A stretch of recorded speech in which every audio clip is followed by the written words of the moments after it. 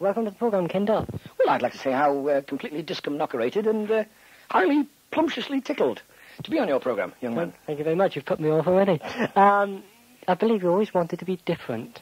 Yes, I always wanted to be different. I used to have it at one time and put my trousers on back to front and going into the room and saying, cheerio. I always used to do things.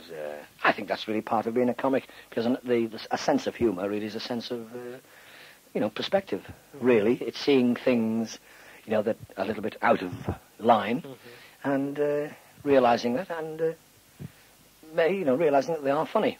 Because there's a lot of funny people in the world. Yes, including me. I didn't say it. No, I did, folks. Sometimes... It's a very nice little beard you've got on there. That is, yes. It doesn't come off. No, stop pulling it. He's got his own tickling stick. I've always fancied myself with a bush on my mush. My next question was, you take laughter very seriously. Rubbish. No, not really. It's just that I am for want of a better name, an entertainer, and therefore if you're selling anything or if you're trying to do something, you should study what it is you're doing. And it's quite fascinating, actually, that nobody really knows why we laugh. I mean, we do this sort of ho, yuck, sound when we're tickled. But, I mean, why don't you do something else? Why don't your ears light up or your nose sort of, wave about? Or, well, I can think of lots of other things, unusual things that could happen to you. But we don't. We make this funny sort of ha. And man is the only animal that does laugh. Or needs to, somebody once said.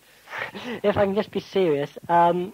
You're going to be serious now. You're going to be serious now, folks. I believe you have a dream of a comedy workshop. Yes, I'd like an experimental comedy theatre, yes, where all new forms and even the old forms of comedy can be explored, because I think in this country particularly we are in danger of losing a lot of the old type of comedy, because now the big television shows, which are made for world consumption, now have, a comedian goes on now, and if this programme's going to be sold in America and Australia, he has to conform to a sort of a common denominator, and usually it means that all dialect stories are out, all the Armadillos, they've all gone, all the Hawkeye, the News, and all the Liverpool chat. In fact, practically everything which is peculiar to a certain section of the country has to go, and you end up with a sort of a lounge-suited, storyteller.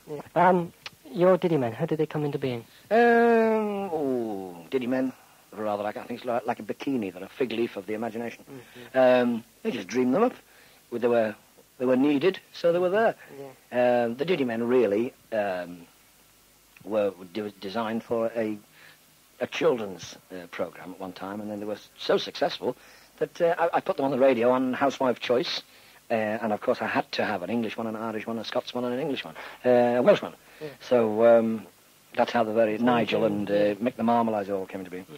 And also, just by a strange coincidence, of course, yeah, my little furry friend, we also have... He'd do very well in Cornwall.